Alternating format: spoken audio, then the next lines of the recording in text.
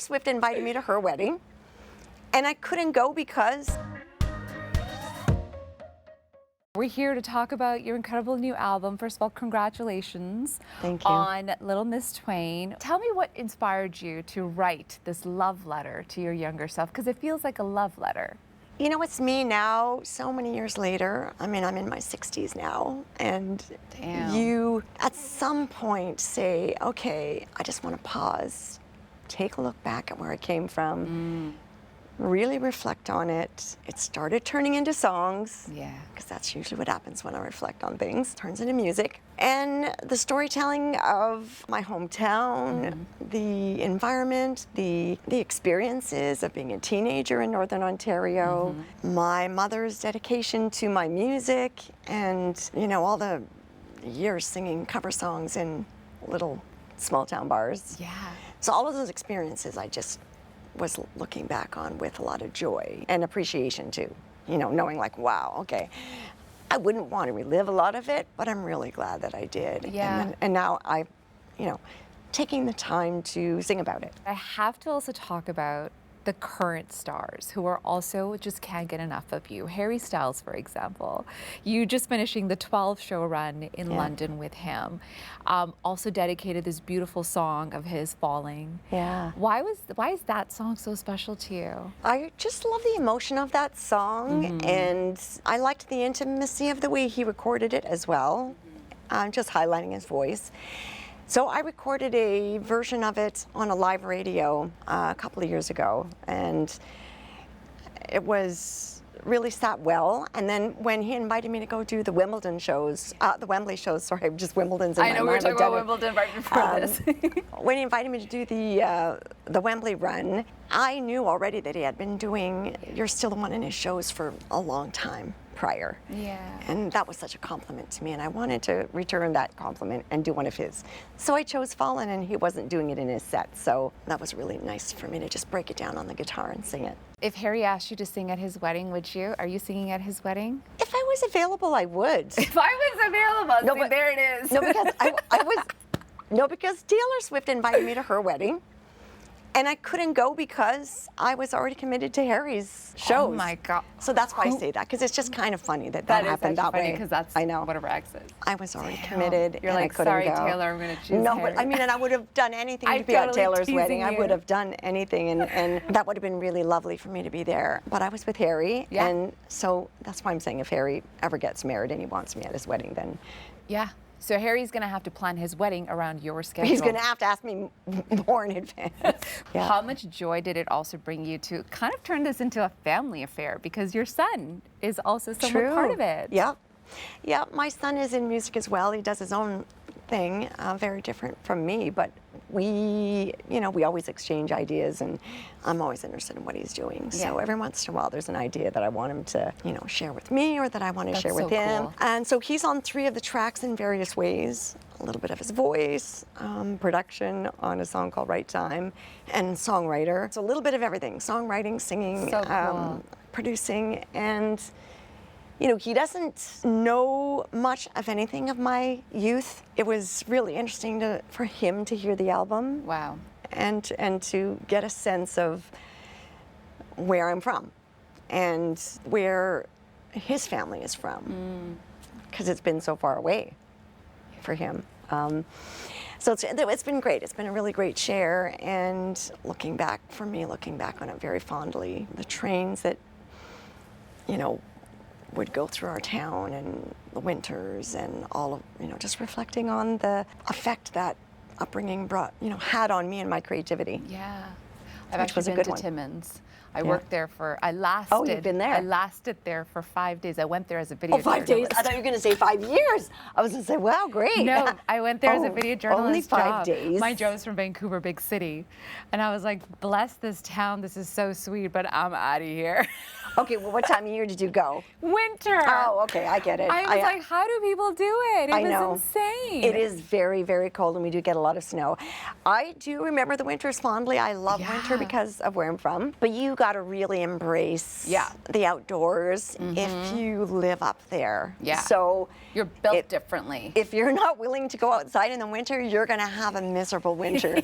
So you have to get outside. Yeah, no, I didn't. You know? I didn't. But I appreciate you really shining a spotlight on that so beautifully, because you're kind of making me want to go back and experience it again. I want people to know more about it. It is a more remote area for Ontario. But now, you know, people fly more. Absolutely. It's not that far if you fly over there. We used to get back and forth by train, which is, the train ride was at least 13 hours. Wow. So I've done that several times in my youth. But you're a tough one. And so I like to sing about the trains. I love that. I love that. I love that you also, like I mentioned earlier, that this is also an homage to your mother. You even talk about it in the title track, where according to my mother, I'm the next Tanya Tucker. And here you are collaborating. And what's it like having Tanya now as a peer, and something that your mother actually saw you as well when you were younger?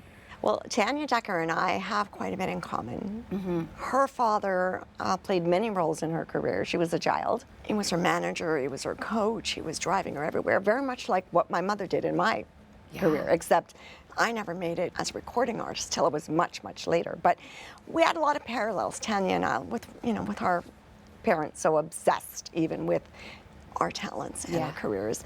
So Tanya knew the ropes really young. I knew the stage ropes really young as well. And so both of us as kids on stage, and I got as far as the local bars. That was it as a kid. That's as far as I made it. But my mother always imagined that I would someday make it, and would always use Tanya Tucker as the example of how to do that. So of course I had Tanya Tucker songs in my repertoire, Texas When I Die and Delta Dawn. And she was the only child, it was her and Donny Osmond, you know, the Osmonds. And, of course. But they were pop, and Tanya was country, so my mother wanted me to be more like Tanya Tucker. And it just seemed so fitting to invite Tanya to sing on that particular song. And I know it would have made my mother so happy. That would have been a bucket list moment for my mother. I wasn't even a recording artist till long after my mother died. But I had Tanya Tucker sing on the song, and that just makes it whole somehow. Was it emotional? It really was. Yeah, I was gonna say, how did you get through the song? I know, it really was. Tanya was very moved, and she, you know, got very teary-eyed, but I don't think I could ever explain what it meant to me for her to be there, and what it meant to my mother, what Tanya meant and her influence meant to my little childhood career. We all need mentors, and we all need, you know, things that we reference as our goals and dreams. And Tanya Tucker was the country childhood star in my childhood. So, and we all need those words of encouragement. It sounds like your mother did such a beautiful job in instilling that confidence and giving you that vision before you could even believe it yourself. Well, my mother gave me the platform. You know, when you're a kid, you don't know how to go about developing a career. And Timmins, Ontario is not the place to develop a singing career necessarily. It sure is now. Well, not if you're going to get discovered, right? So you're not going to get discovered necessarily in Timmins, Ontario. You have a much better chance of becoming an NHL hockey player because there's so many rinks there, and there's so many teams and all of that going on. It's still very difficult to become an NHL hockey player, even if you are from the north. But being a recording artist from Timmins, very, very, very difficult. But my mother did bring me to every local stage she could find. And those were my classrooms, those were my lessons, those were my the audiences that I learned from singing in those bars, being a cover singer in all of those Ontario bars. Seeing that all these mega stars are so continually obsessed with you, and like, does it ever hit you that you have paved the way for so many people? I do understand why it's seen as paving the way, but for me, it's really more about positively influencing these talents and rubbing off on them in a inspirational way, in a way that is like, get out there and live your music dream, develop your music dream. I don't know whether it's just the positivity in the music that is what drew them to my music, because it's fun, it's encouraging, it's fun for kids, but that generation definitely did grow up with it. Yes. And it affected them, I guess, in a good way, in a positive way. In a beautiful way. And then you also yeah. still to this day encourage everybody to like embrace their fashion style, because let's be honest, your Dolce & Gabbana fits on this were giving. Like you were serving one hot look after another. And I know it's not fair to ask you for your favorite one, but there's got to be a favorite one out of all the looks. Which one was it? I think it was the very first one with the lace-up corset. Oh my God. It was laced up. You were and snatched. I loved that one. It reminded me of Man, I Feel Like a Woman. Yes. But it was, I just loved the corset idea. They do a lot of corsets. Dolce & Gabbana do, beautiful corsets of all kinds. But that particular one with the lace-up was one I really wanted to wear. And I loved it. It was comfortable. So good. It wasn't like an uncomfortable wedding dress or anything like that. It was very well made. You have something really fun coming around this album. Yeah. And so I'm just going to take a wild guess. We're going on a tour? Well, we are, we're doing very select performances right now. Okay. And the album's not out yet. So once it's out, I will be able to disclose more about what's to come. Right now, though, the Horseshoe Tavern, we're going to do something really fun there. Okay. And that's going to bring me right back any little bit of Shania Twain we can get. Small little bars. Oh, that's cute. That's really cute. There's also, of course, a biopic that is in the works. Does it make you nervous? Does it excite you? The biopic it's underway, and it's going through the script writing process. It makes me feel a little bit vulnerable because I don't really know how someone's going to write my whole life story in one film. I'm not worried about authenticity because the company's been very, very communicative and very good about, give us the truth. Yeah. And, give us what is authentic. So, but how they write about it is a different thing. So I just don't know. So I'll give them my truth, and then I know that they plan on honoring that. And it's, to me, a very powerful story, and I do think it deserves to be told, and I think it will benefit a lot of people that will relate to my story. Yeah. So I'm excited about that part. Yeah. I really do think that sharing is caring. Absolutely. Yeah. And so sharing your struggles and your triumphs is a beautiful thing. So I mean, in the end of the day, you are a human, right? Who has experienced life, because life likes to life on everyone.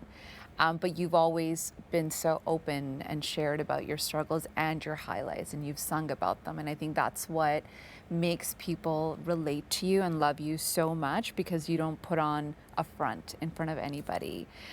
So if you were to go back in time and tell Little Miss Twain something, and to prepare her for what the rest of the life is about to be, what would you say to her? Well, I would say to Little Miss Twain, always be Little Miss Twain. I've never left the feeling of being Little Miss Twain. But hang on, because there's a lot of twists and turns to come. Yeah. And just stay fast and true to yourself, really. I think dreaming is wonderful. It gives you strength to carry on through the difficult times if you can dream and imagine yourself beyond the hurdles. But you have to stay real to it. You really cannot let go of reality, ever. Well, if I could write her a letter as well, I would say, girl, you are going to be one fine, fine woman. Shania, congratulations so much. This was such a dream come true conversation for me. Like I said to you, I've loved you forever. My whole family is obsessed with you. And yeah, you're wonderful. Thank you. Thank you.